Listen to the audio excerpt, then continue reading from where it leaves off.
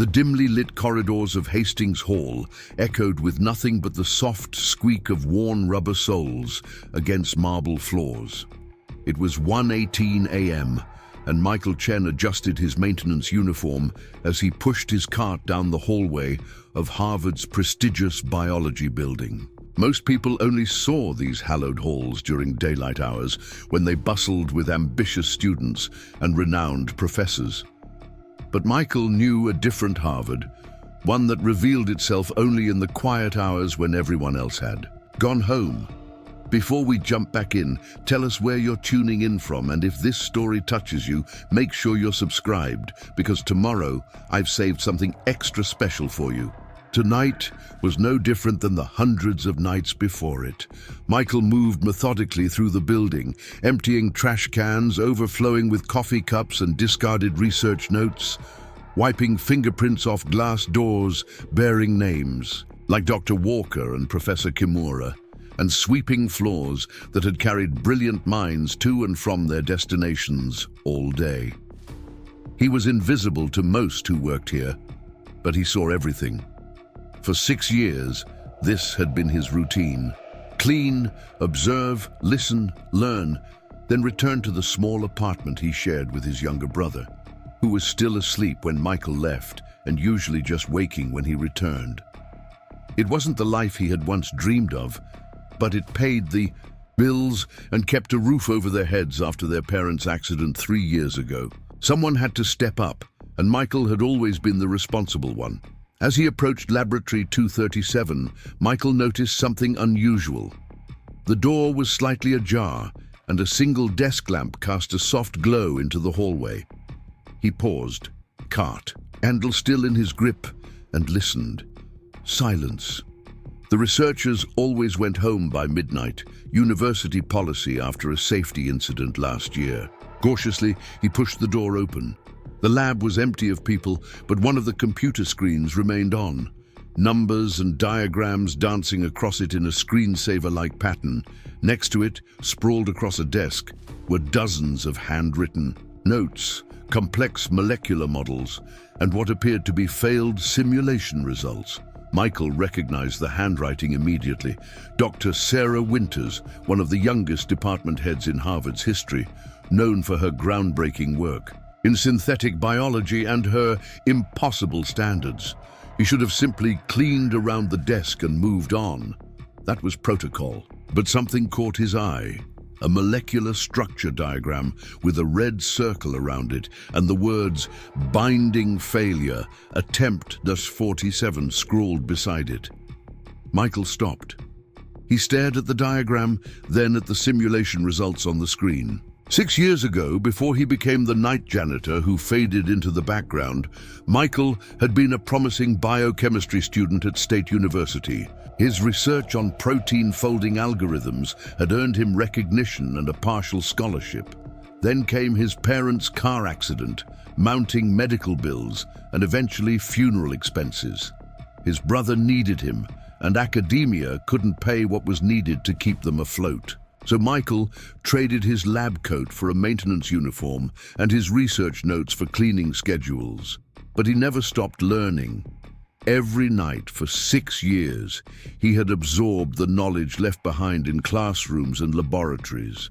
He read, discarded papers, studied notes on whiteboards before erasing them, and occasionally borrowed textbooks from shelves, always returning them before dawn. Harvard's libraries became his midnight university, and now, looking at Dr. Winter's research, something clicked. Michael set down his cleaning supplies and approached the desk. His hands hovered over the papers, hesitant. This wasn't his place. These weren't his problems to solve. But the pattern was so clear to him, an unconventional approach to a molecular binding problem that he had once theorized about in his own research. Before he could second-guess himself, Michael grabbed a pen and a blank sheet of paper. Quickly, methodically, he sketched an alternative approach to the protein binding problem, adding notations about hydrophobic interactions and potential hydrogen bonding sites that Dr. Winters might have overlooked.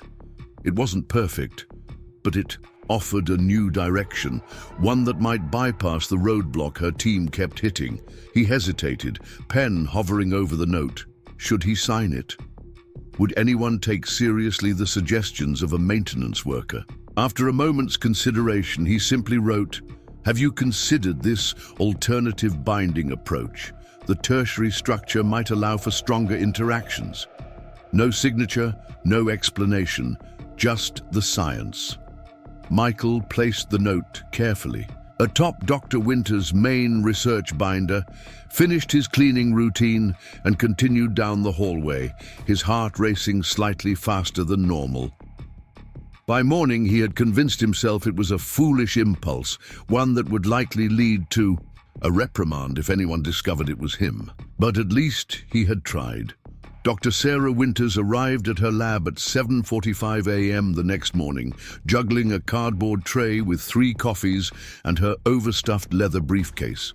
Her research team had hit a wall with their current project, a synthetic enzyme designed to break down pharmaceutical contaminants in water supplies, and after 47 failed binding simulations, morale was plummeting. She had stayed late last night, searching for any insight she might have missed, but exhaustion had eventually driven her home.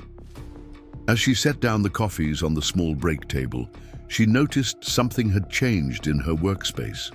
Her papers had been arranged neatly, and an unfamiliar sheet sat on top of her research binder.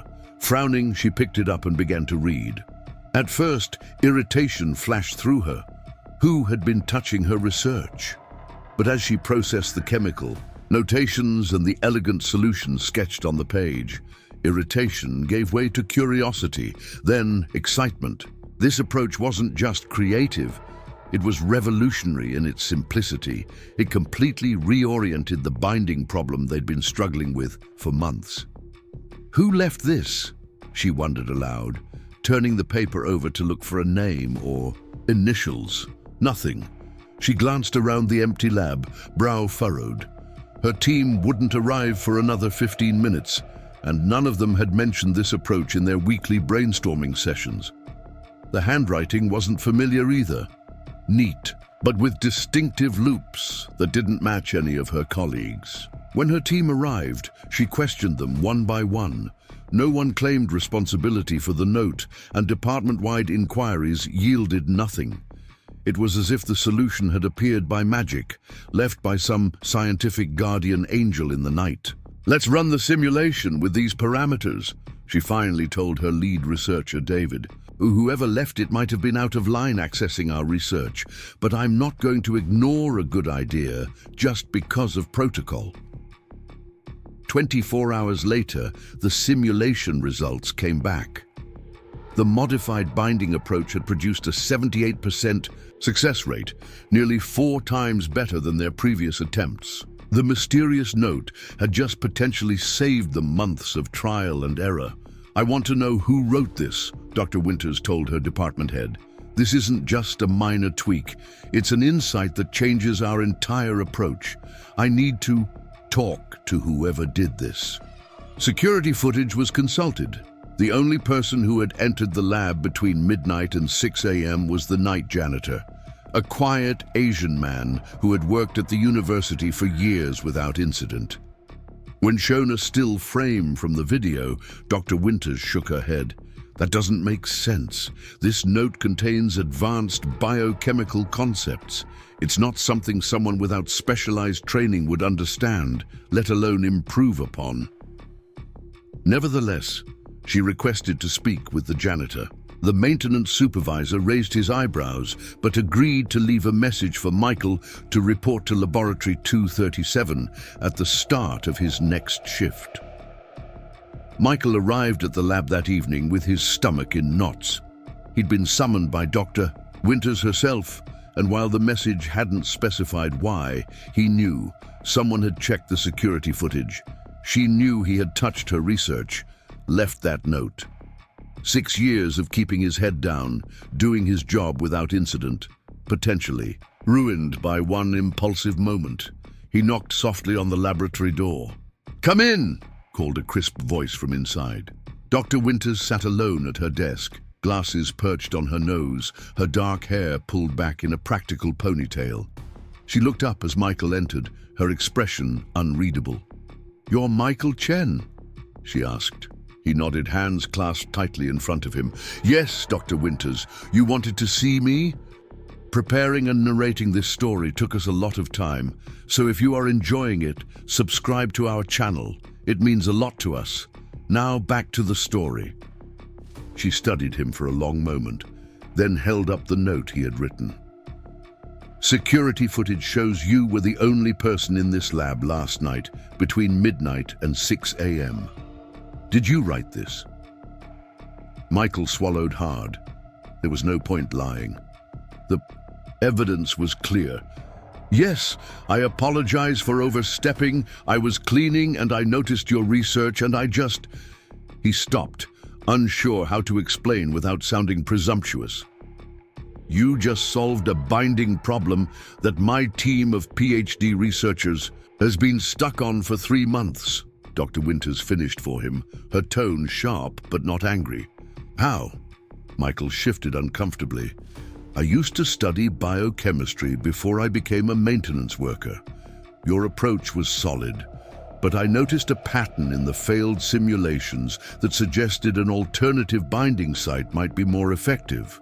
Used to study. Where? Under whom?" The questions came rapidly, her scientist's curiosity fully engaged now. "State University. I was working with Professor Jenkins on protein folding algorithms before I had to drop out." He didn't elaborate on why. Dr. Winters leaned back in her chair, studying him with new interest. "Jenkins' work on computational biology is well respected. Were you published?"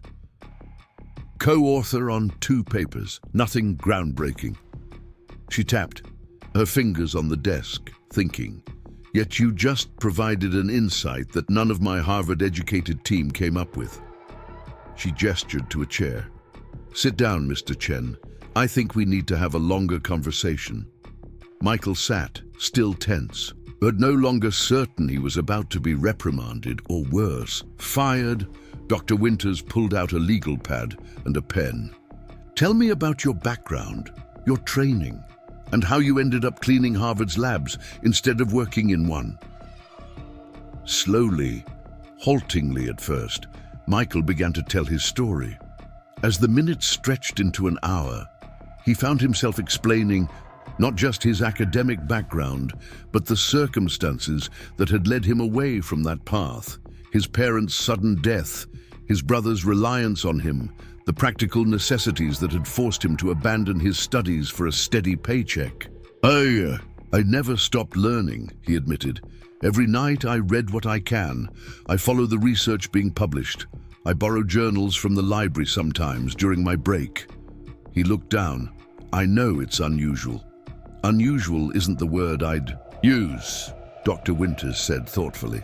"I'd call it extraordinary dedication under difficult circumstances." She tapped her pen against the legal pad where she'd been taking notes. "Your solution to our binding problem wasn't just clever, Mr. Chen. It was innovative, in a way that suggests you have a natural aptitude for this field." Michael remained silent, unsure where this was leading. "I'd like you to come to our team meeting tomorrow. 10 a.m. I want you to walk us through your thinking on this binding approach." When he hesitated, she added, "I'll clear it with your supervisor. This won't affect your job." "I'm usually asleep at 10 a.m., Michael said, then immediately regretted how it sounded. "I mean, I work nights, so my schedule is..." "I understand. We'll make it 4 p.m. then, before your shift, just this once." She stood, extending her hand. "Thank you for your honesty, Mr. Chen, and for your contribution to our research. It may have just saved us months of work." Michael shook her hand, still processing what had just happened. As he turned to leave, Dr. Winters called after him. "And Mr. Chen, next time you have an insight about our work, you don't need to leave. An anonymous note. My door is open to good ideas regardless of where they come from." For the first time in years, Michael felt a flicker of something he had almost forgotten, the validation that came from being recognized not for what he did to survive, but for what his mind could contribute to the world. The meeting with Dr. Winters's research team was scheduled for 4 p.m. the following day. Michael had barely slept, his mind racing with equal parts anxiety and excitement. What would they think when a maintenance worker walked in to discuss molecular binding sites? Would they dismiss him immediately, or worse, laugh? He had spent hours reviewing the latest literature on enzyme catalysis, worried his knowledge might be outdated after years away from formal academia. At 3:57 p.m., Michael stood outside Conference Room B, having changed from his maintenance uniform into the only button-down shirt and slacks he owned. They were slightly worn at the cuffs, but clean and pressed. He took a deep breath and knocked. Dr. Winters opened the door herself, nodding professionally. "Mr. Chen, right on time. Please come in." Inside, 5 researchers sat around a polished oak table, papers and laptop computers spread before them. They looked up with varying expressions of curiosity and skepticism as Michael entered. Dr. Winters gestured to an empty chair. "Everyone, this is Michael Chen, the person behind the binding solution we implemented yesterday. Michael, this is my research team." She introduced them one by one. Dr. David Hirsch, senior researcher, Emma Jacobs and Rajiv Patel, postdoctoral fellows, and 2 graduate students, Taylor Williams and Jun Kim. Each nodded as their name was called, but Michael could read the questions in their eyes. Who was this outsider in their midst? "I've asked Michael to explain his approach to us directly," Dr. Winters continued, gesturing to the molecular model displayed on the screen at the front of the room. "Please give him your full attention." Michael stood slowly, acutely aware of the silence that had fallen over the room. He cleared his throat, looking at the familiar molecular structure. "Thank you, Dr. Winters," he began, his voice quieter than he intended. He coughed and tried again. "When I saw your model and the failed binding attempts, I noticed something about the hydrophobic pocket that reminded me of research I'd read about atypical binding sites in synthetic enzymes." As he began explaining his reasoning, pointing out specific molecular interactions and potential energy advantages of his approach, something unexpected happened. The initial skepticism in the room gradually shifted. Dr. Hirsch leaned forward, brow furrowed in concentration. Rajiv began taking rapid notes. Emma Jacobs interrupted with a clarifying question that showed she was taking his ideas seriously. By the time Michael finished his explanation 20 minutes later, the atmosphere had transformed. The research team wasn't looking at him as an interloper anymore, but as a colleague with a valuable perspective. "The simulation results from your approach were remarkable," Dr. Hirsch admitted, sounding both impressed and slightly perplexed. "May I ask where you studied? I'm not familiar with your published work." Before Michael could answer, Dr. Winters intervened. Michael's circumstances are somewhat unique. He studied biochemistry at State University, but had to leave academia due to personal obligations. "I work as part of the maintenance staff here at Harvard now," Michael added, seeing no reason to hide it. "I've been here for 6 years. This revelation sent a ripple of surprise through the room. The 2 graduate students exchanged glances, while Rajiv looked openly shocked. "You're the night janitor?" Jun Kim asked, disbelief evident in his voice. Michael nodded. "Yes, that's how I came across Dr. Winter's research while cleaning the lab." An uncomfortable silence followed, during which Michael could almost feel himself being reassessed, recategorized in their minds. Then Emma Jacobs leaned forward. "That alternative hydrogen bonding site you mentioned, I hadn't considered applying the Nakamura principle there because of the steric hindrance. But your workaround is quite elegant. Where did you learn that technique?" Just like that, the Conversation returned to the science, and for the next 40 minutes, Michael found himself engaged in the kind of intellectual exchange he had missed for years. They debated approaches, suggested refinements to his model, and eventually began sketching out potential next steps for the research. When the meeting finally concluded, Dr. Winters walked him to the door. "You impressed them," she said quietly. "That's not easy to do." Michael nodded, a mix of emotions swirling inside him. Pride, yes, but also a sharp pang of loss for the career path he had been forced to abandon. "Thank you for the opportunity," he said simply. Dr. Winters seemed to hesitate, then said, "I'd like you to continue consulting on this project. Informally, after your maintenance shifts or before them. We can arrange modest compensation for your time." Michael blinked in surprise. "You want me to work on your research team?" "As a consultant, yes. Your perspective has already proven valuable, and I suspect you have other insights to offer." She held his gaze steadily. "Unless you're not interested." "No, yes, I'm interested. Very interested." Michael struggled to contain his excitement. "But I don't have credentials, recent publications, or—" "What you have," Dr. Winters interrupted, "is a mind that sees patterns others miss. That's more valuable to me than another CV filled with the right institutional affiliations." She handed him a card. "My direct number. Let's start with 10 hours a week and see where it goes." As Michael walked down the corridor toward the maintenance office to begin his regular shift, the weight of the business card in his pocket felt like a talisman, a small but significant bridge between the life he had and the one he had thought forever lost to him. The fluorescent lights of the university cafeteria buzzed overhead as Michael sat across from his younger brother, Kevin, the remains of a hastily eaten dinner between them. It had been 3 weeks since that first meeting with Dr. Winters' research. Team and Michael's life had taken on a surreal quality, as if he were living in 2 parallel worlds that occasionally, improbably, intersected. "So let me get this straight," Kevin said, leaning forward over his empty plate. "You're still working your regular maintenance shift, but now you're also some kind of science consultant for a Harvard research team?" Michael smiled tiredly.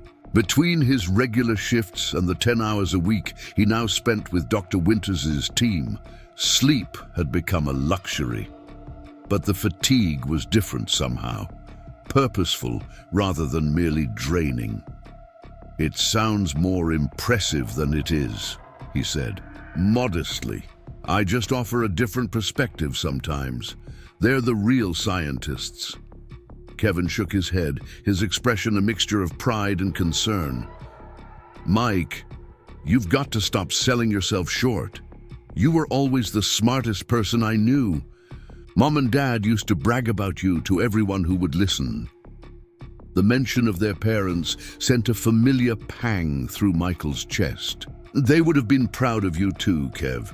Getting into nursing school, working toward your degree while holding down a job, that's no small thing." Kevin's expression sobered. "They would have wanted you to finish your degree too, not drop everything to take care of me. It wasn't just about you," Michael said quietly. "There were the medical bills, the mortgage. We would have lost everything. But you lost something too," Kevin insisted. "Your future, your dreams." Michael was saved from responding by the chime of his phone. A text message from Dr. Winters. "Results from today's simulation are promising. Can you come in early tomorrow to review before the department presentation?" "Duty calls?" Kevin asked, noting his brother's expression. "Something like that." Michael showed him the message. Kevin checked his watch.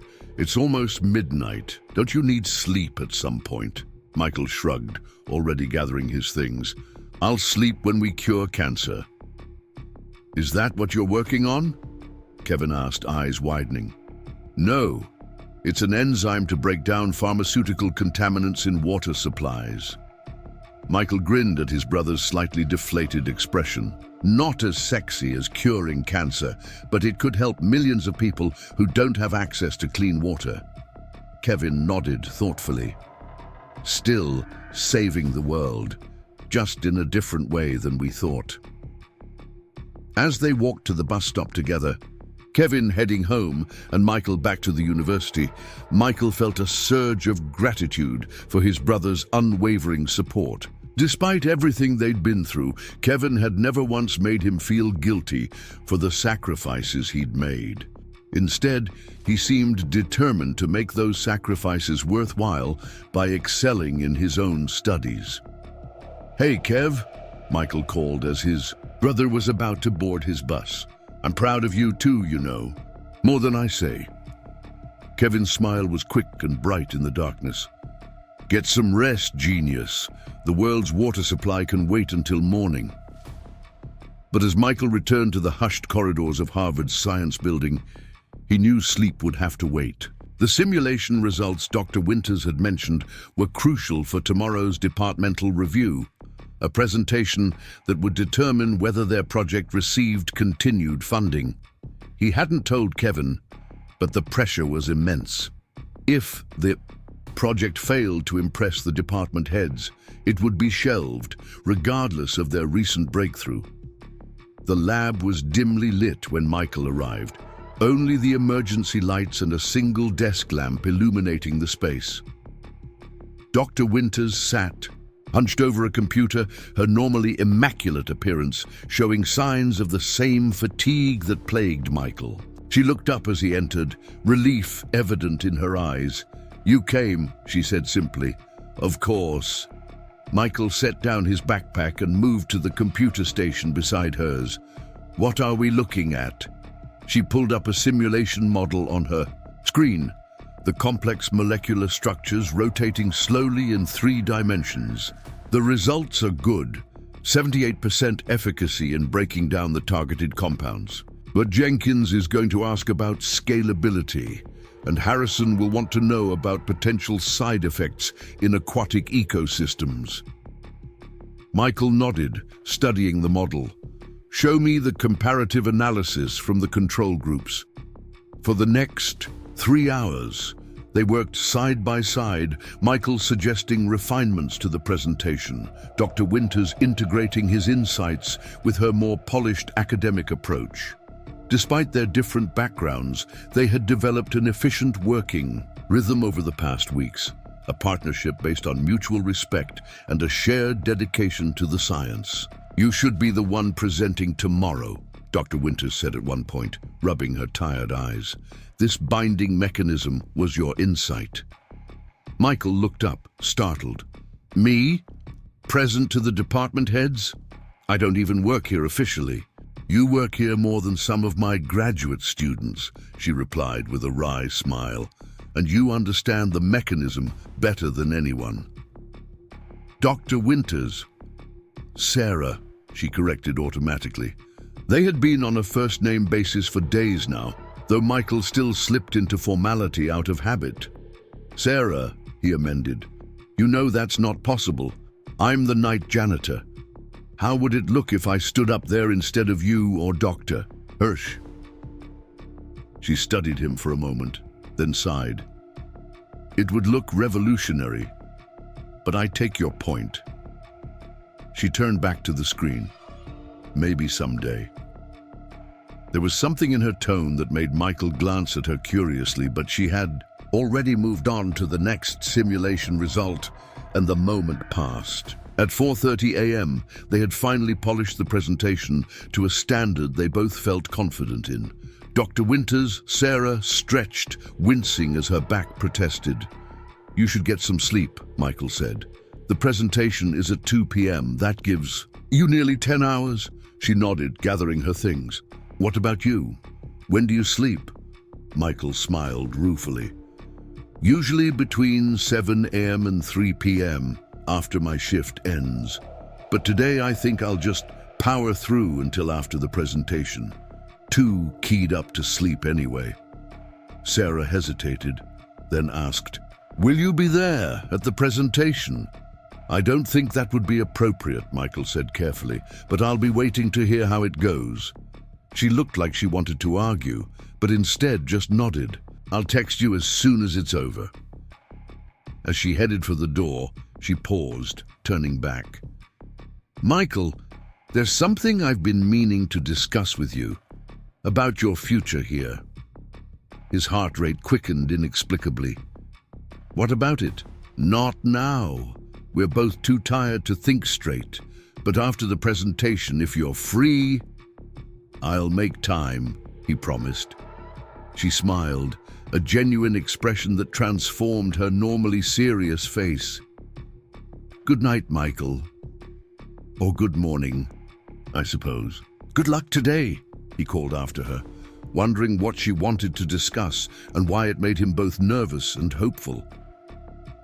The hours of Michael's regular maintenance shift passed in a blur of routine tasks performed on autopilot, his mind still occupied with enzyme binding sites and presentation strategies. By noon, he had finished his duties and changed into his street clothes, intending to find a quiet corner of the library to rest before heading home. As he passed by the department's main lecture hall, he noticed activity inside. Technicians setting up the projector, graduate students arranging handouts on seats. The presentation. Without conscious decision, he slipped inside and took a seat in the back row, partly hidden by a support column. No one gave him a second glance. In his jeans and button-down shirt, he looked like any other student or junior. Researcher. Gradually, the hall filled with faculty members, research staff, and a few individuals Michael recognized as representing potential funding sources. Dr. Peterson, the department chair, took a seat in the front row, his intimidating presence causing a hush to fall over the assembled crowd. At precisely 2 p.m., Sarah walked to the podium, her professional demeanor betraying no sign of the exhaustion she had shown just hours earlier. Dr. Hirsch and the rest of the research team sat in the first row, tablets ready to assist with questions. "A good afternoon," Sarah began, her voice steady and confident. "Today, I'm presenting our team's recent breakthrough in synthetic enzyme development for pharmaceutical contaminant remediation in water supplies." As she launched into the presentation, Michael felt a surge of pride. The slides they had meticulously prepared flowed seamlessly, each building on the last to paint a picture of significant scientific progress. When she reached the section on the novel binding mechanism, his contribution, Sarah's explanation was flawless, making the complex science accessible without simplifying it to the point of inaccuracy. The key insight, she was saying, came from recognizing that the traditional approach to the binding site was fundamentally limited by steric hindrance. By reorienting the interaction to take advantage of the hydrophobic pocket on the secondary structure, we achieved a 78% efficacy rate, nearly 4 times our previous results. Our Dr. Peterson leaned forward, interest evident in his posture. "And who developed this alternative binding approach? It's quite innovative." Sarah hesitated, her eyes scanning the audience briefly. For a heart-stopping moment, Michael thought she had spotted him, but her gaze moved on. "It was a collaborative effort," she said smoothly. "One of our consultants identified the pattern in our failed attempts and suggested the reorientation." "This consultant," Dr. Peterson pressed. "Are they here today? I'd be interested in discussing the implications further." Again, that slight hesitation. Unfortunately, they couldn't be present for the presentation. Michael sank lower in his seat, a mixture of relief and disappointment washing over him. This was how it had to be, of course. He wasn't officially part of the academic world anymore. His contributions, valuable as they might be, would remain anonymous, credited to consultants and collaborative efforts. The question and answer session that followed was rigorous, with department heads and potential funders probing every aspect of the research. Sarah handled each question with aplomb, occasionally deferring to Dr. Hirsch or one of the postdocs. For technical details, when the questions turned to potential applications and scale-up challenges, the very issues they had prepared for during their late-night session, she was particularly strong, leaving no doubt about the project's viability. As the presentation concluded, the applause was enthusiastic. Michael watched as several senior faculty members approached Sarah at the podium, handshakes and congratulations flowing freely. Dr. Peterson himself spent several minutes in conversation with her, nodding approvingly. Michael slipped out before anyone could notice him, a complicated mix of emotions churning inside him. Pride in the work, yes, and satisfaction that the presentation had gone well, but also a growing awareness of the strange limbo he occupied, neither fully inside nor outside the world of academic science, contributor but not colleague, valuable but invisible. His phone buzzed as he walked across the campus toward the bus stop. Presentation was a success. Peterson approved continued funding, plus an additional grant for scale-up testing. Can you meet at 5 p.m. in my office? Important to discuss next steps. Michael texted back a quick affirmative, wondering what next steps could possibly include him. The project would move forward, certainly, but would his role continue, or had his usefulness reached its limit? At 5 p.m. sharp, Michael knocked on the door of Sarah's office. To his surprise, she wasn't alone. Dr. Peterson sat in one of the visitor chairs, his imposing frame making the furniture seem almost comically small. "Mr. Chen," Dr. Peterson said, rising to shake Michael's hand, "I've heard quite a bit about you today." Michael shot a questioning glance at Sarah, who gave a small nod of encouragement. "Please sit down," she said, gesturing to the remaining chair. Michael sat, feeling distinctly underdressed and unprepared for whatever was happening. "The presentation went well," he offered. "Congratulations on the funding." "Yes, very successful," Dr. Peterson agreed. "Dr. Winters has been telling me about your rather unique contribution to the project. The binding mechanism that formed the cornerstone of today's presentation was apparently your insight." Michael shifted uncomfortably. "I just offered a different perspective. The team did the real work of implementing and testing it. According to Dr. Winters, you've been providing much more than occasional insights. She says you've become an integral part of the research process, despite your rather unconventional position here at Harvard." "Unconventional is one way to put it," Michael said, attempting a smile. "I'm technically part of the maintenance staff." "Yes, so I understand."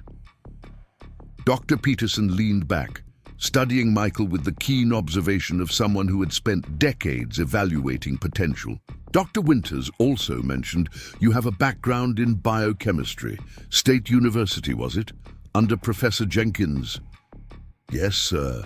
I completed 3 years of my undergraduate degree before I had to withdraw." "Due to family circumstances," Dr. Peterson nodded. "Dr. Winters explained the situation. It's commendable that you took on such responsibility at a young age." Michael remained silent, unsure where this conversation was heading. "Mr. Chen, Harvard University has always prided itself on recognizing exceptional talent, regardless of its source. Our history is filled with individuals who came to us through unorthodox channels." Sarah leaned forward. "What Dr. Peterson is saying, Michael, is that we want to formalize your position with the research team." "Formalize?"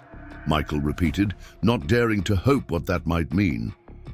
"We're prepared to offer you a position as a research associate," Dr. Peterson said.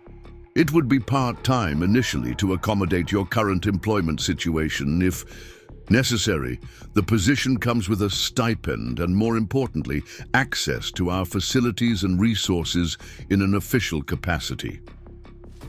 Michael stared, momentarily speechless. "I don't have a degree," he finally managed. "You have demonstrated competence," Dr. Peterson countered, "and intellectual contributions that speak for themselves." The degree can come later if you wish to pursue it. If I wish to.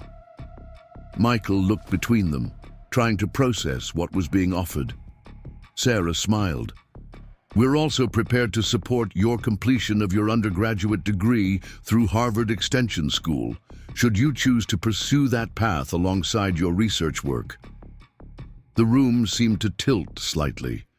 Michael gripped the arms of his chair, steadying himself. This is unexpected. Take some time to consider it, Dr. Peterson said, rising. Dr. Winters has the formal offer letter with all the details. I should warn you that the stipend isn't particularly generous by industry standards, but it's a starting point. He extended his hand again, and Michael stood to shake it, still somewhat dazed. I look forward to seeing where your insights. Take this research, Mr. Chen. Perhaps next time you'll be the one presenting to the department. And after Dr. Peterson left, Michael sank back into his chair, looking at Sarah with wide eyes. Did that just happen? She laughed, a rare sound of genuine delight. It did.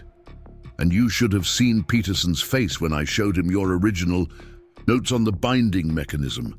I thought his eyebrows might permanently disappear into his hairline. You told him everything? About finding me in the lab that night? I thought it was time for honesty. Your contributions deserve recognition, Michael. Real recognition, not just private acknowledgement. Michael ran a hand through his hair, overwhelmed. I don't know what to say. Say yes, Sarah said simply. Say you'll join us officially. Help us take this research further and finally get the credit you deserve. The offer letter sat on the desk between them, Harvard's official letterhead gleaming under the office lights. Michael picked it up, scanning the details. The stipend was indeed modest, but combined with his maintenance salary, it would be enough to support both him and Kevin, and the tuition assistance for completing his degree that was beyond anything he could have hoped for. What about my current job? He asked, practical concerns surfacing through his amazement. I can't just leave them short-staffed. We've already spoken with your supervisor, Sarah admitted. He's prepared to adjust your schedule to part-time evening hours if you accept the position. Apparently, you've been their most reliable employee. For 6 years, they're willing to be flexible rather than lose you completely. Michael shook his head in disbelief. You thought of everything. Science is about thorough preparation, she replied with a smile. And speaking of preparation, there's one more thing. She reached into her desk drawer and pulled out a slim blue folder. The department is submitting a paper on our enzyme breakthrough to the Journal of Biochemical Innovation next month. She slid the folder across the desk to him. Michael opened it to find a draft manuscript. The familiar molecular diagrams and data tables neatly formatted according to the journal's standards. His eyes widened as they fell on the author list. Sarah Winters, David Hirsch, Michael Chen, Rajiv Patel, Emma Jacobs, Jun Kim, Taylor Williams. His name, third on the list of authors. Not a footnote, not an acknowledgement, an author. Is this real? He asked, his voice barely above a whisper. As real as your contribution, Sarah said firmly. You're part of this team now, Michael, if you want to be. For a moment, Michael was transported back to that night 3 weeks ago, standing alone in a darkened laboratory, pen hovering over a blank piece of paper, debating whether to reach across the invisible boundary that separated his world from the one he had been forced to leave behind. How much had changed since then? How much could still change? I want to be, he said finally, his decision crystallizing with the words. Yes, I accept. Sarah's smile widened. Then welcome to the team officially. Now the real work begins. And as Michael walked home that evening, the weight of the offer letter and manuscript in his backpack felt like tangible proof that second chances existed, that dreams deferred weren't necessarily dreams denied. Tomorrow, he would call Kevin with the news. Tomorrow, he would begin the paperwork to enroll in classes. Tomorrow, he would sit in that laboratory not as an interloper or anonymous consultant, but as a recognized researcher with his name on a paper. But tonight, as the stars emerged over Cambridge and the university's historic buildings glowed softly in the twilight, Michael allowed himself something he hadn't felt in 6 long years: the simple, profound joy of being exactly where he was meant to be. The transition from night janitor to research associate wasn't seamless. There were forms to complete, schedules to coordinate, and most challenging of all, new relationships to navigate. Michael's first official day as part of the research team began with awkward introductions to staff members who had previously walked past him without a glance. Now they shook his hand and struggled to hide their surprise, curiosity, or in a few cases thinly veiled skepticism. "Isn't he the maintenance guy?" Michael overheard one researcher ask another as he set up his workstation in the corner of the laboratory.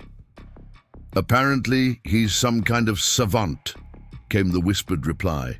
"Solved a problem the whole team had been stuck on for months." Michael kept his head down and focused on arranging his modest collection of notebooks and reference materials. He had been allocated a small desk, a computer login, and access to the department's research databases, all strange luxuries after years of borrowing and glimpsing from the periphery. Dr. Hirsch, the senior researcher who had been polite but reserved during their previous interactions, approached with a stack of journals. "Winters asked me to bring you up to speed on the literature," he said, setting them down on Michael's desk. "These cover the major developments in enzyme catalysis over the past 5 years. You might find them useful." "Thank you," Michael said, genuinely grateful for the gesture.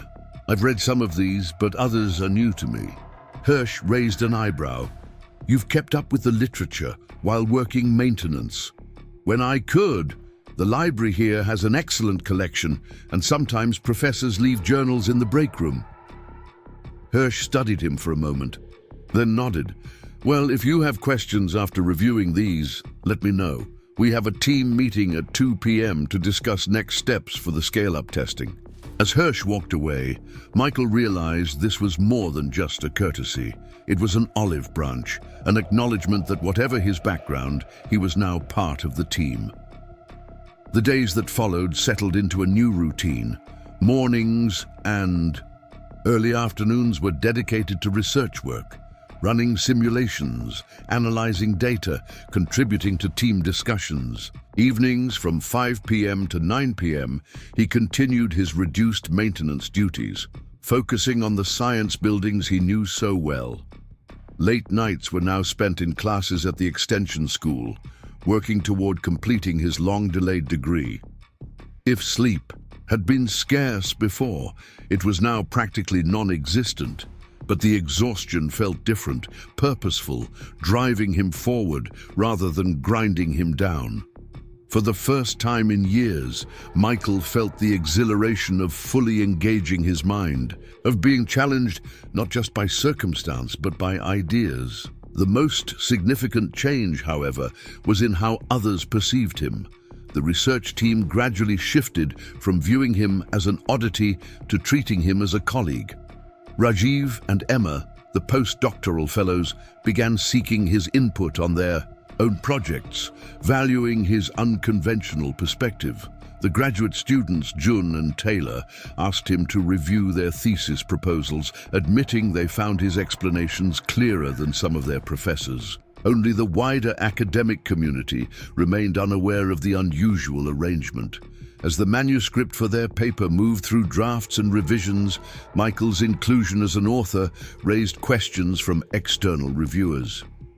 "We've received a query about author qualifications," Sarah informed him one afternoon, frowning at her computer screen. "Apparently someone at the journal couldn't find your academic affiliation or previous publications."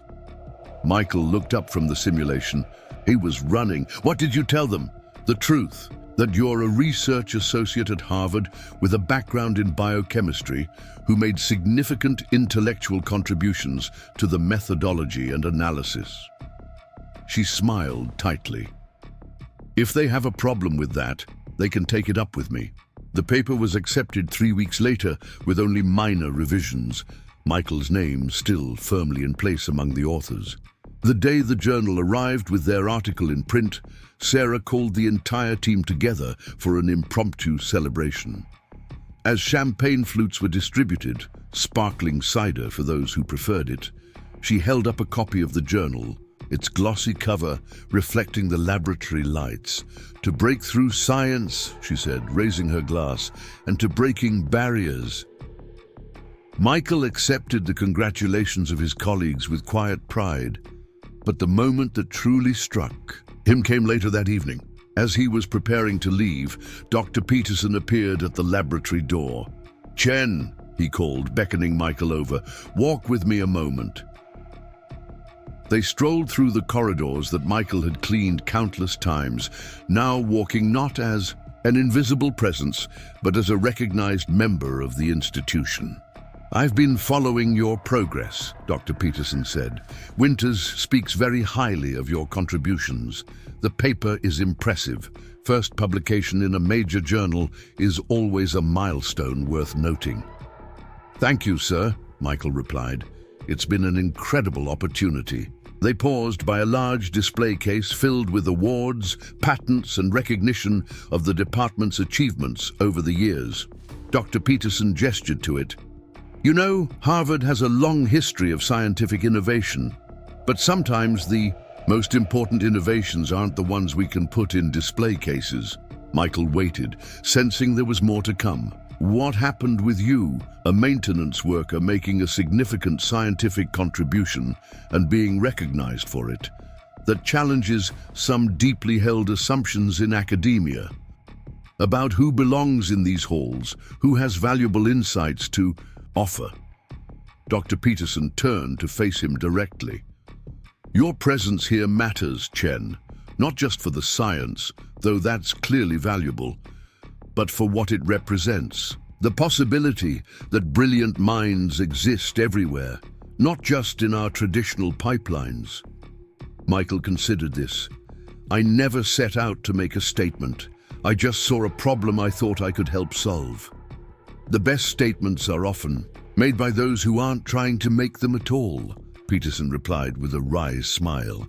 "But intentional or not, your journey from the maintenance staff to a published researcher has caught attention. The president of the university mentioned it in a meeting last week." Michael blinked in surprise. "The president knows about me."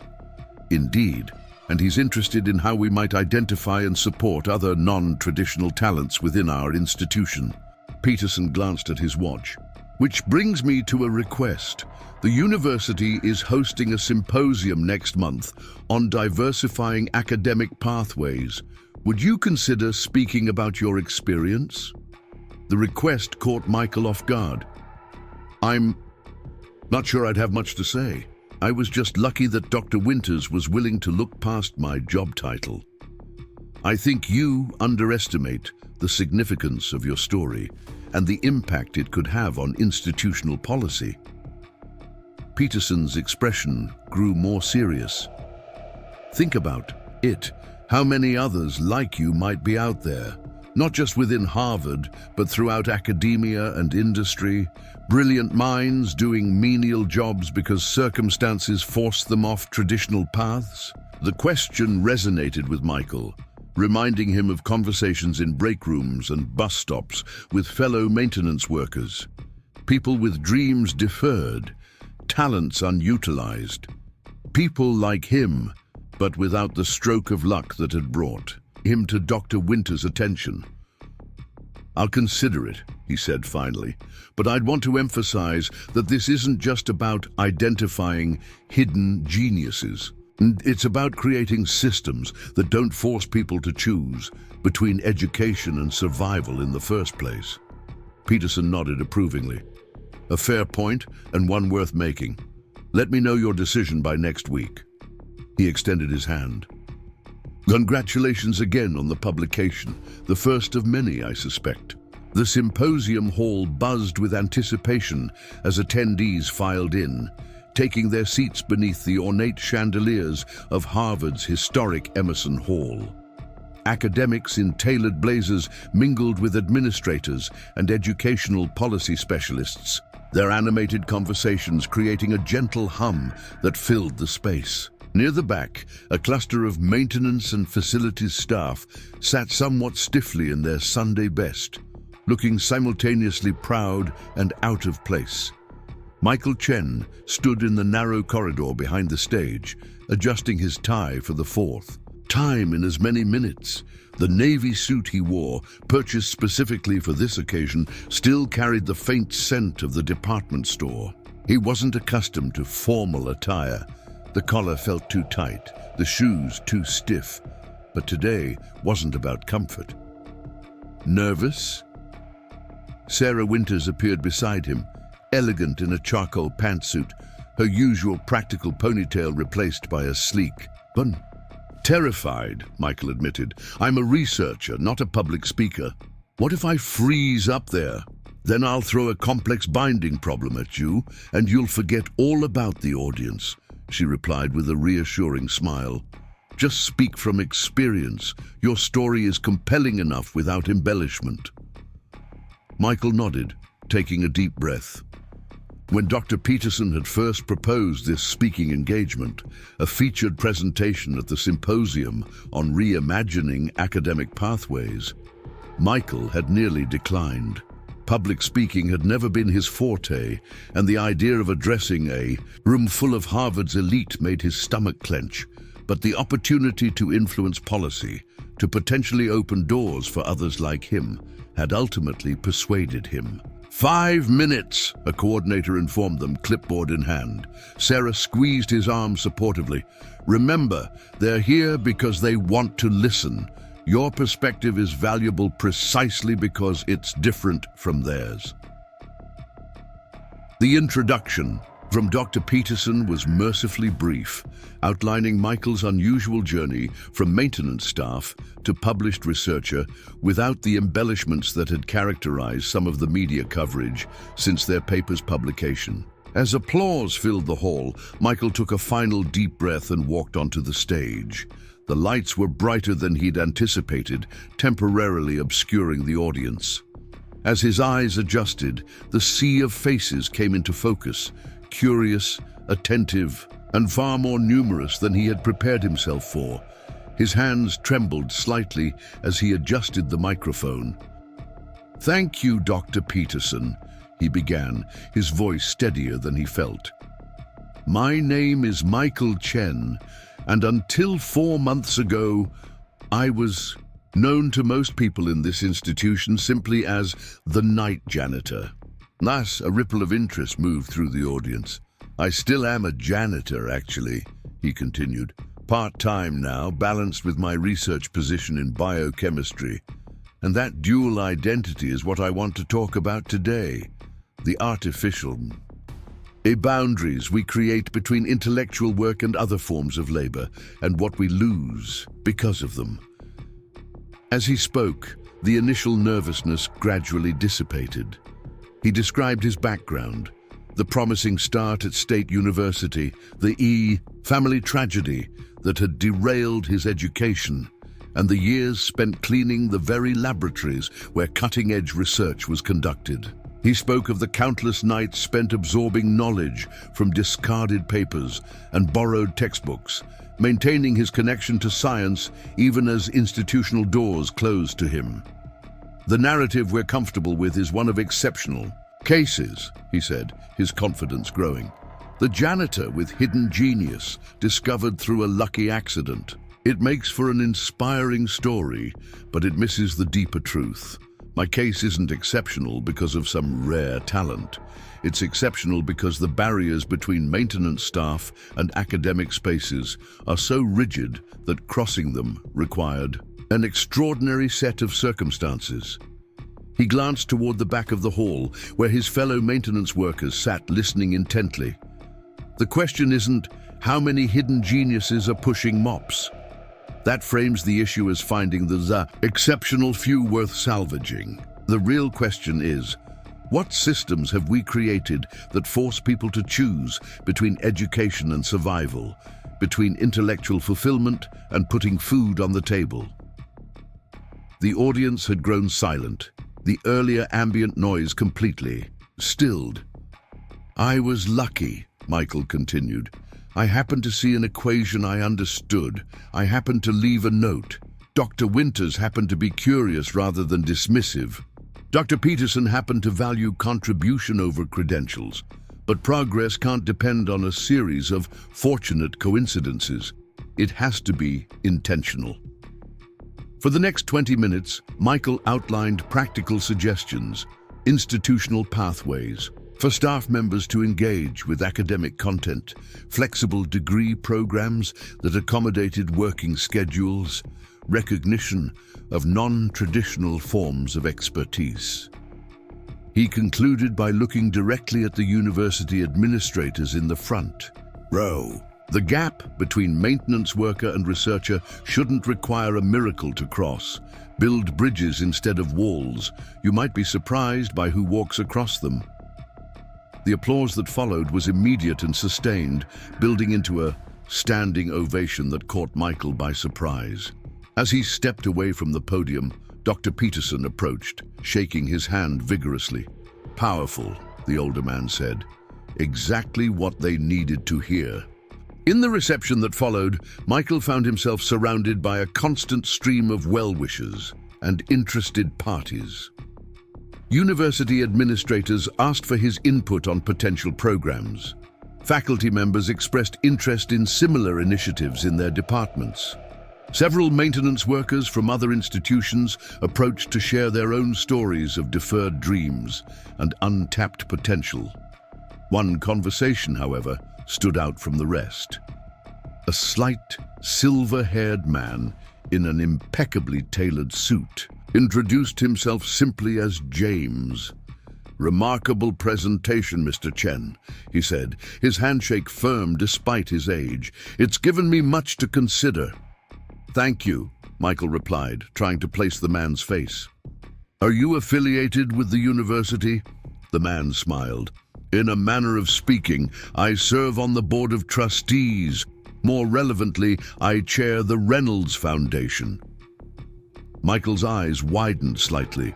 The Reynolds Foundation was one of the largest private funders of scientific research and educational initiatives in the country. "We've been looking to support innovative approaches to scientific education and workforce development," James continued. "Your experience suggests a model worth exploring further. Would you be willing to consult with us on a potential grant program?" Before Michael could respond, they were interrupted by a journalist seeking a statement about his inspirational journey. By the time the interview concluded, the trustee had moved on, leaving Michael with a business card and an invitation to continue the conversation at his convenience. Sarah found him later, as the reception was winding down. "I'd say that was a success," she observed. "Half the administration wants to talk to you about policy changes, and I saw you speaking with James Reynolds." "That was James Reynolds?" Michael asked, startled. "He just introduced himself as James." "Classic Reynolds understatement," Sarah replied with a slight smile. "His foundation funded half the equipment in our laboratory. What did he want?" "Consultation on a potential grant program, apparently. Something about workforce development." Sarah's eyebrows rose. "That could be significant. Reynolds doesn't engage personally unless he's serious about an initiative." She studied Michael's expression. "You look overwhelmed." "I am," he admitted. "This morning I was worried about giving a speech without embarrassing myself. Now people are talking about policy changes and grant programs like I'm some kind of expert." "You are an expert on exactly the experience they're trying to understand." She gestured toward the emptying hall, ready to head back, the teams gathering for an informal celebration at Hirsch's place. They all watched the live stream. As they walked across the campus in the gentle spring evening, Michael felt a Curious mixture of exhaustion and exhilaration. The weight of public speaking had lifted, replaced by the unexpected validation of having his perspective not just heard, but valued. "Did you mean what you said in there?" Sarah asked after they had walked in comfortable silence for several minutes. "About still considering yourself a janitor?" Michael considered the question carefully. "Yes and no. I'm proud of the work I did, still do, as part of the maintenance staff. There's dignity in it that often goes unrecognized, but I also know I'm in a transition period. I'm becoming something new without fully leaving behind what I was." Sarah nodded thoughtfully. "Integration rather than replacement. That's wise." The celebration at Dr. Hirsch's spacious Cambridge apartment was already underway when they arrived. The research team had set up a projector replaying highlights from Michael's speech, cheering at particularly impactful moments. Rajiv presented him with a gag gift, a miniature mop mounted on a plaque labeled "From cleaning floors to cleaner water." "Too soon?" Rajiv asked, noting Michael's momentary hesitation. Michael laughed, recognizing the gesture's good-natured intent. "No, it's perfect. I'll put it on my desk." As the evening progressed, conversations flowed as freely as the wine. The team discussed next steps for their research, potential applications for their enzyme technology, and the increasing media interest in their work, particularly since the janitor scientist angle had captured public imagination. Channel U7 called again today, Emma mentioned. They want to do a feature on the Harvard janitor's breakthrough. Their words, not mine. Michael groaned. "I'm not sure how I feel about becoming the face of this research. The science should be the focus, not my background." "Welcome to the world of scientific communication," Hirsch said dryly. "The public relates to human stories better than molecular binding sites. Like it or not, your path makes the science more accessible to them." "Maybe so," Michael conceded. "But if I do any interviews, I want to make sure the entire team gets proper recognition. This was never a solo effort." The genuine appreciation in his colleagues' eyes confirmed that this inclusive approach was the right one. They had accepted him, supported him, and now celebrated with him, a far cry from the initial skepticism he had faced months earlier. As the night wound down, Michael found himself on Hirsch's balcony, gazing out at the Cambridge skyline. The spring air carried the promise of renewal, fitting for a day that felt like a turning point, not just for him, but potentially for others who might follow a similar path. Sarah joined him, offering a cup of coffee. "Hirsch only has decaf, I'm afraid. Some nonsense about caffeine after 8 p.m. Michael accepted it gratefully. "Probably wise. I'm still processing everything that happened today. Adding caffeine might make my brain explode." "It was quite a day," she agreed, "but something tells me it's just the beginning." He glanced at her. "What do you mean?" "Reynolds doesn't make casual overtures, Michael. If he's interested in developing a program based on your experience, it could lead to systematic changes. Scholarships, alternative credentialing pathways, institutional bridges between service roles and academic positions. That seems like a lot to build from one person's story. It's not just your story, though, is it? You made that very clear in your speech. You're just the visible example of a much larger potential." She leaned against the railing. "Think about it.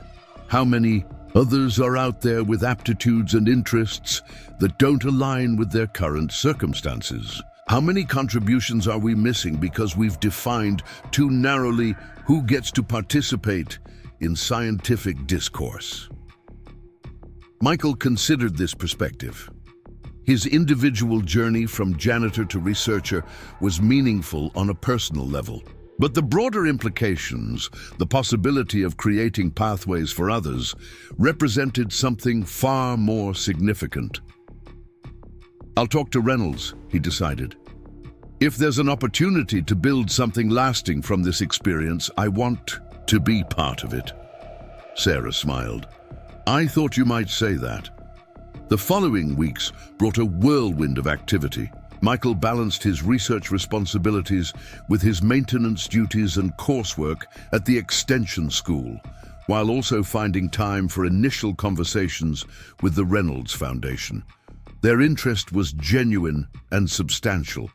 They envisioned a pilot program that would create formal pathways for service workers at educational institutions to access academic resources, mentorship, and potential career transitions.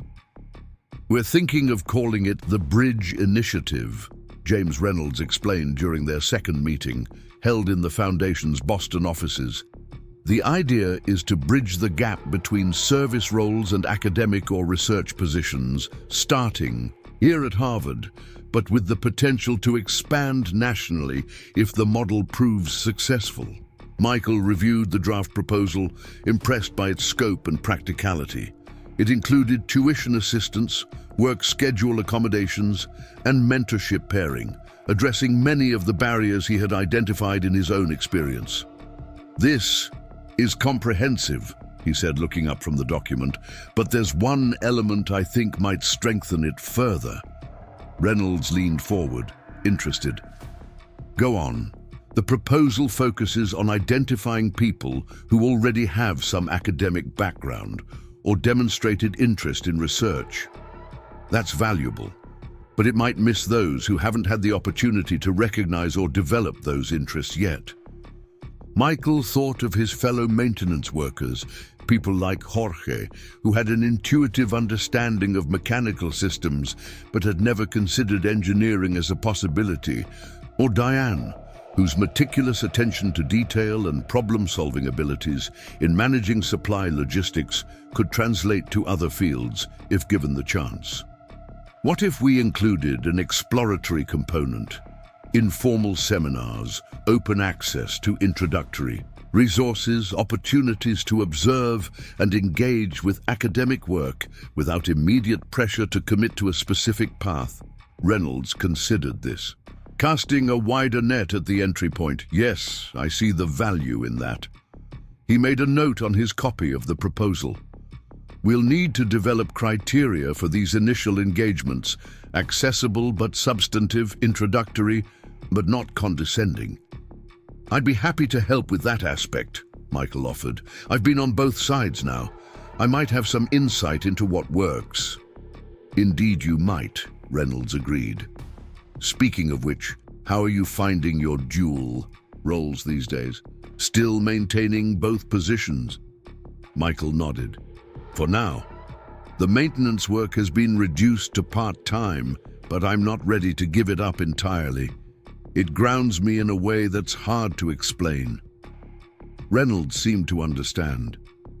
Transitions are seldom clean breaks, and sometimes maintaining connections to where we've been informs where we're going in valuable ways.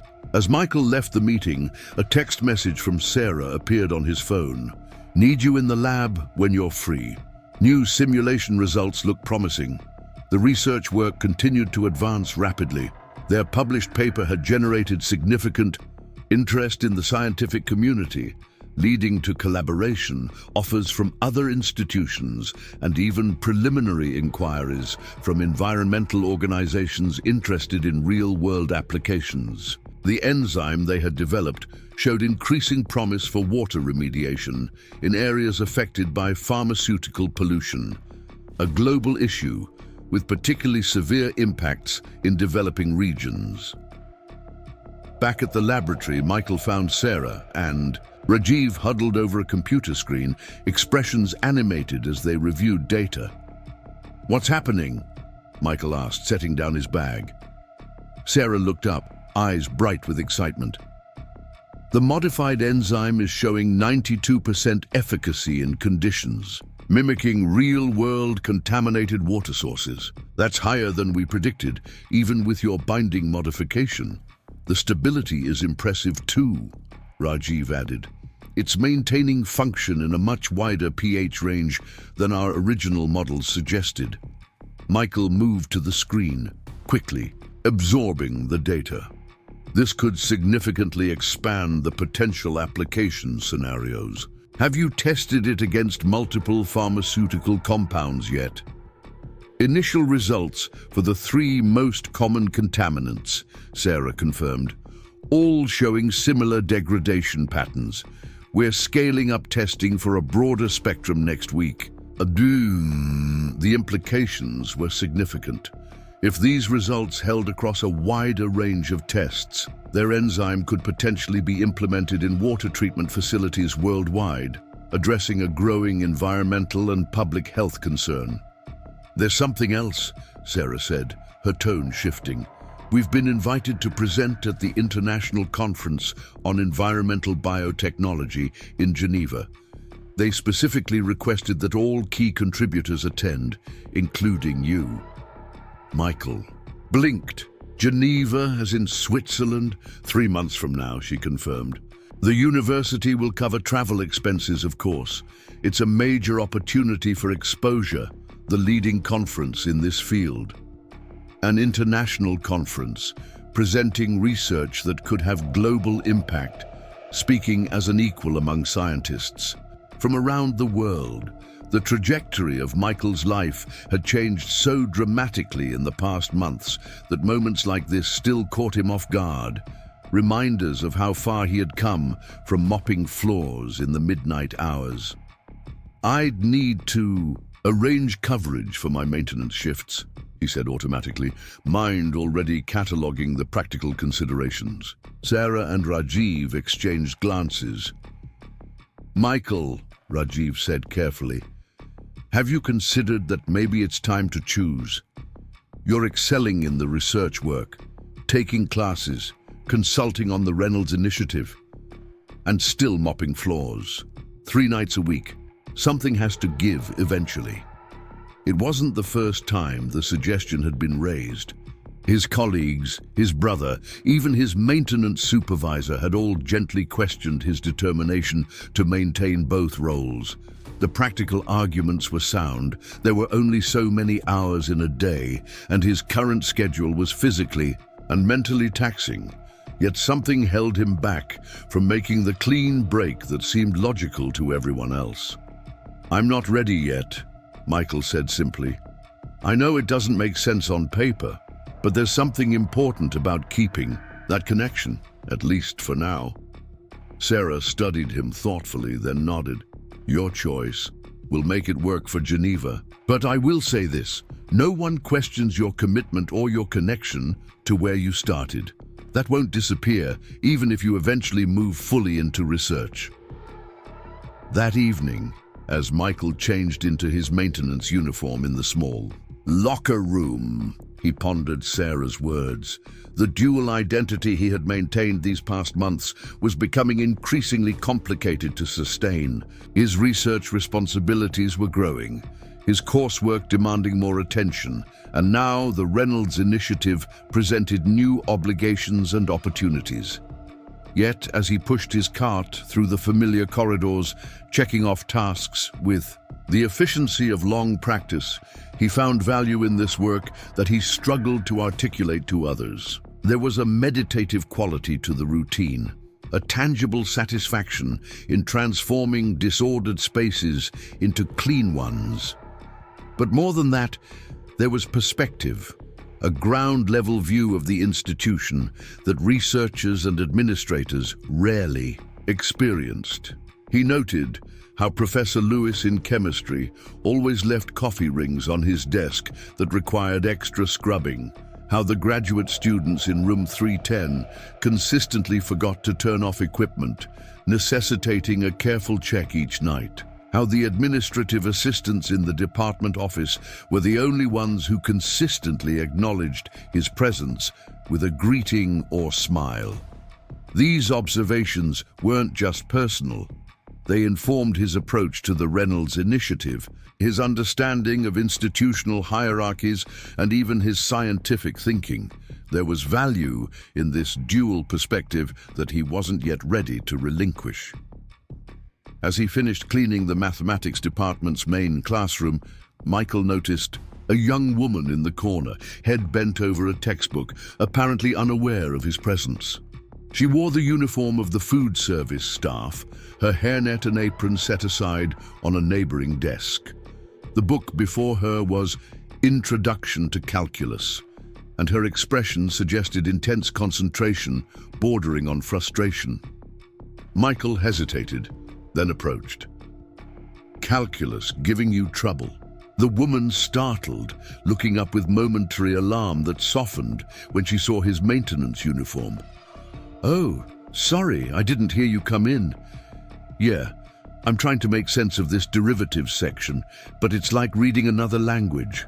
It can feel that way at first, Michael agreed. Mind if I take a look? She hesitated, then nodded, sliding the book slightly toward him. Michael glanced at the problem she was working on. Basic differentiation exercises, foundational but often confusing for beginners. The trick is to understand what the derivative actually means, he explained, pulling a piece of scratch paper. From her notebook, it's not just a formula to memorize, it's measuring how one thing changes when another thing changes. He sketched a quick graph, illustrating the concept of slope and how it related to the derivative. The woman watched intently, her initial wariness giving way to curiosity as he walked through the example problem step by step. Wait, so the derivative is basically just finding the slope at each point? She asked, a glimmer of understanding in her eyes. Exactly, Michael confirmed. The formula is just a shortcut for calculating that slope. Once you see it that way, a lot of the mysterious symbols make more practical sense.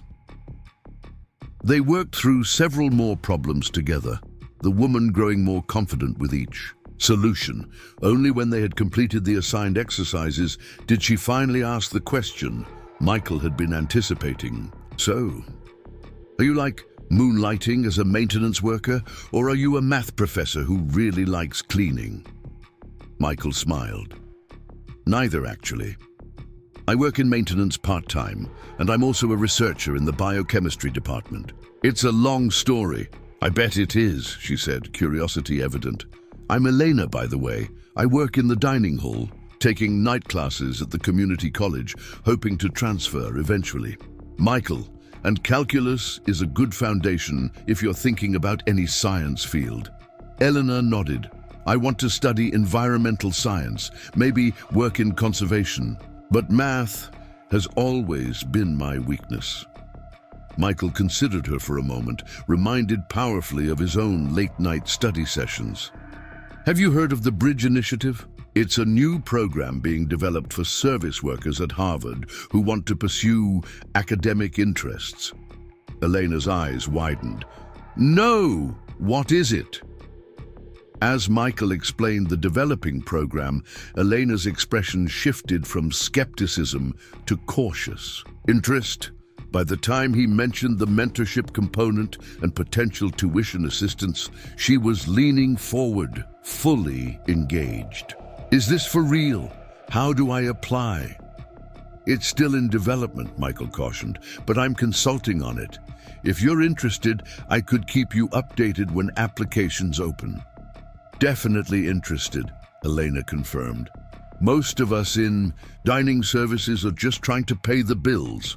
No one's ever suggested there might be a path to actually study here. As Michael finished his cleaning routine and prepared to leave, Elena stopped him. Quick question. Why are you still doing maintenance work if you're also a researcher? Isn't that like a step down?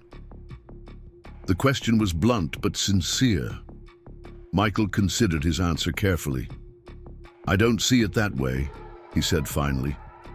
Different work, different value. And sometimes, being in multiple worlds gives you perspectives you wouldn't have otherwise. He gestured toward her calculus book, like running into a dining hall worker studying calculus at midnight and recognizing something familiar in that. Elena nodded slowly. I think I get it.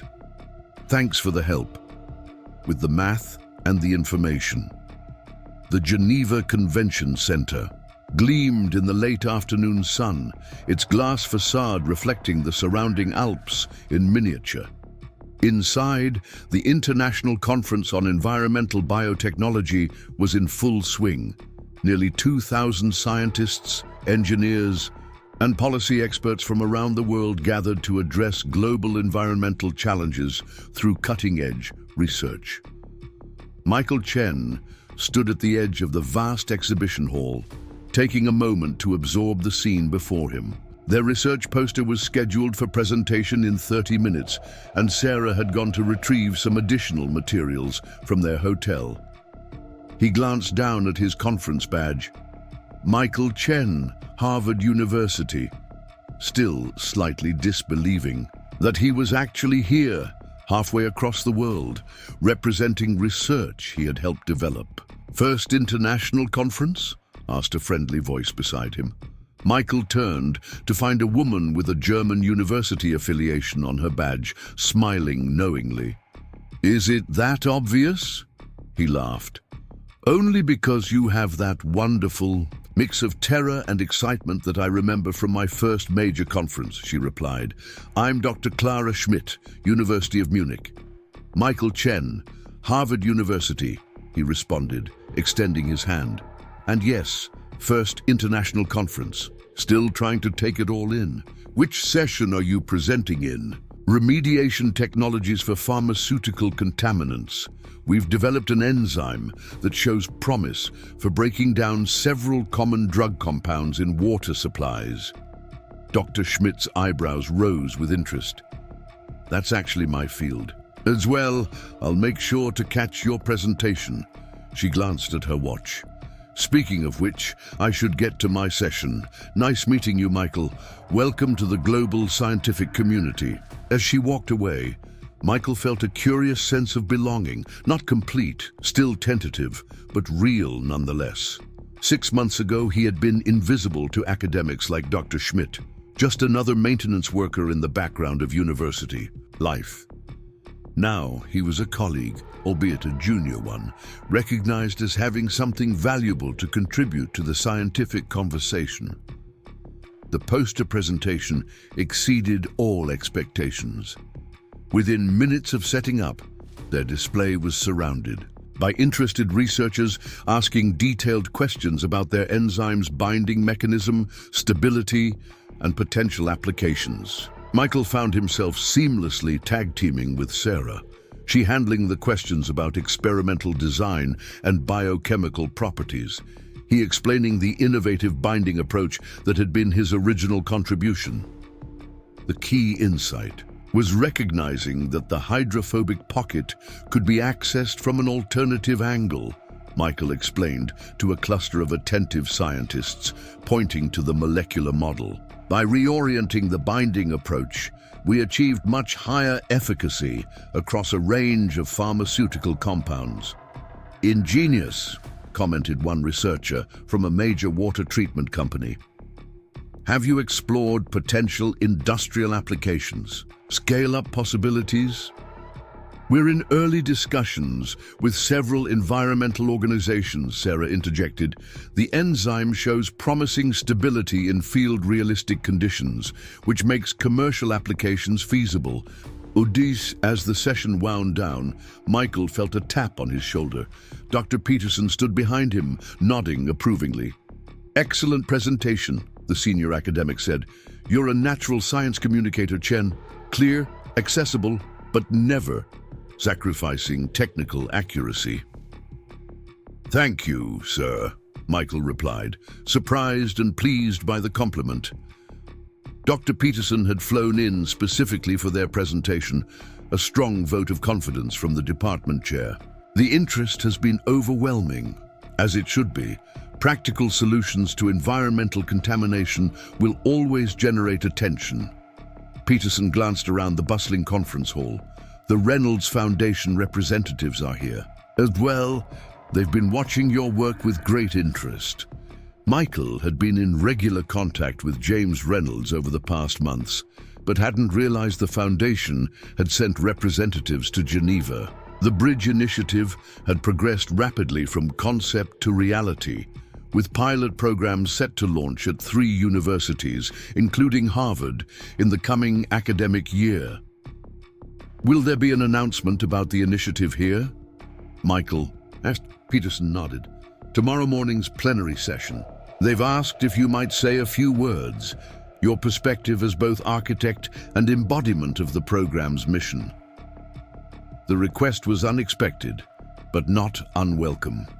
Since his speech at the Harvard Symposium, Michael had grown more comfortable with his role as an advocate for non-traditional academic pathways. Each opportunity to speak publicly refined his message and expanded its reach. I'd be honored, he agreed. That evening, the research team celebrated their successful presentation at a small restaurant overlooking Lake Geneva. The atmosphere was relaxed and joyful. Rajiv proposing increasingly elaborate toasts, Emma sharing amusing anecdotes from conversations with other researchers, Dr. Hirsch actually smiling more than once. To successful binding mechanisms, Sarah raised her glass, and to the janitor who saw what the rest of us missed.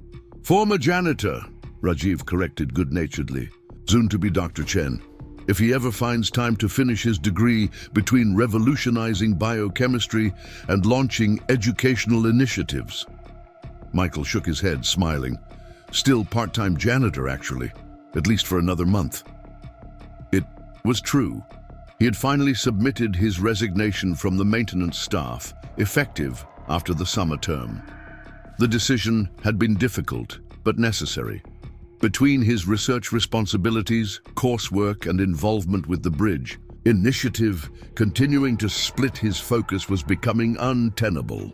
But he had insisted on a proper transition period to train his replacement and fulfill his commitment to the department that had employed him faithfully for years. I still don't understand why you didn't quit the moment you got the research position, Emma said, genuinely curious.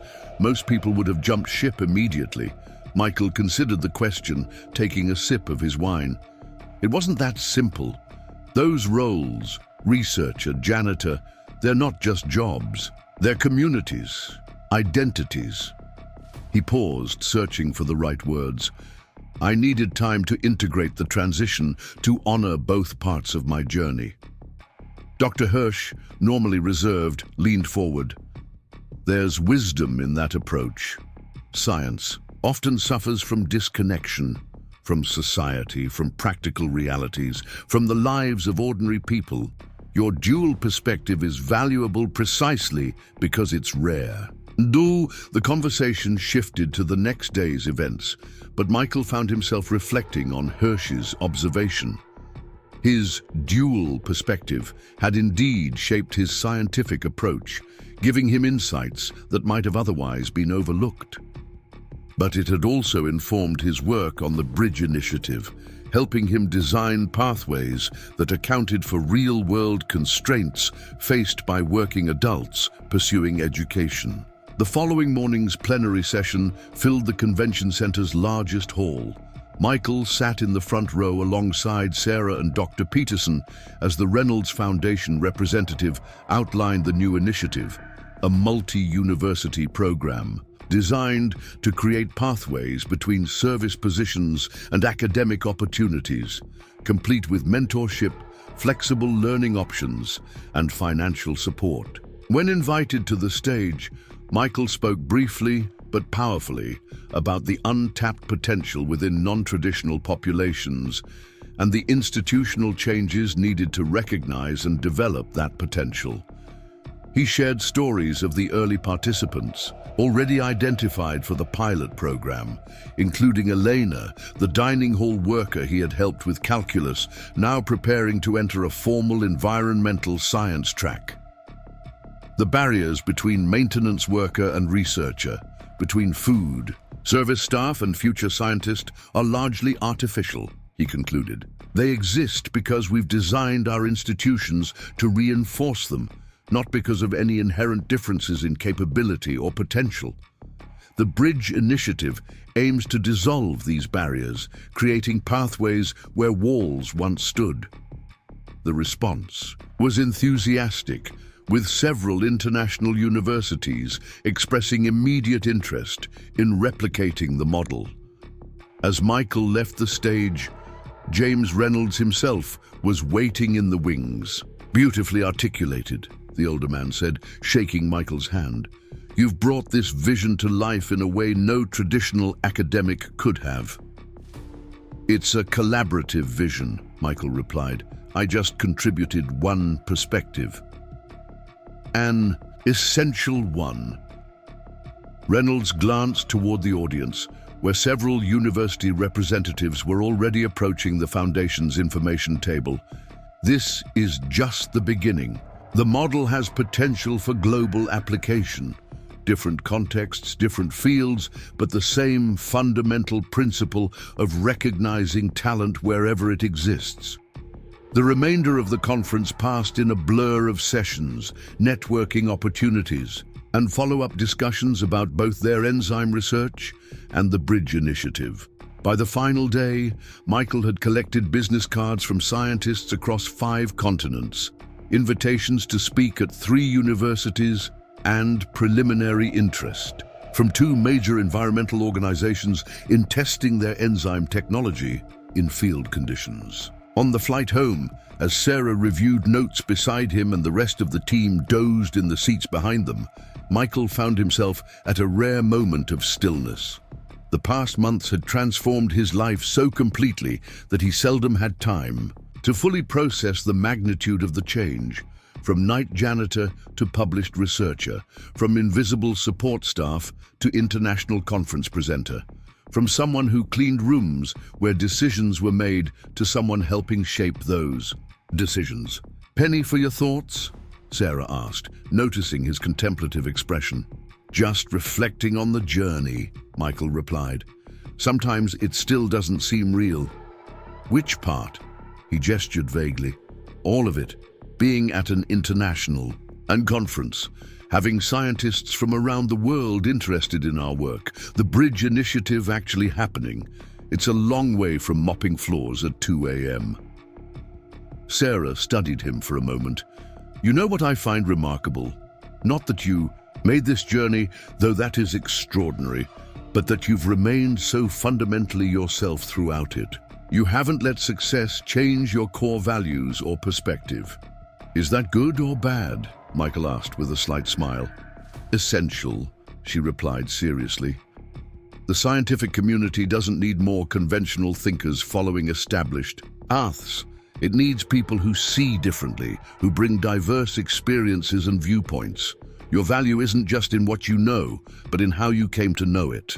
As the plane began its descent toward Boston, Michael thought about the next phases awaiting him, completing his degree, expanding their research, launching the Bridge Initiative's first cohort. The path ahead was no longer constrained by circumstance or limited by lack of opportunity. It stretched before him, wide open with possibility, and while he would soon hang up his maintenance uniform for the last time, he knew he would carry with him always the perspective it had given him. The understanding that breakthrough moments happen not just in prestigious laboratories, but in quiet midnight hours when someone sees a problem from an angle others have missed. Up next, you've got 2 more standout stories right on your screen. If this one hit the mark, you won't want to pass these up. Just click and check them out.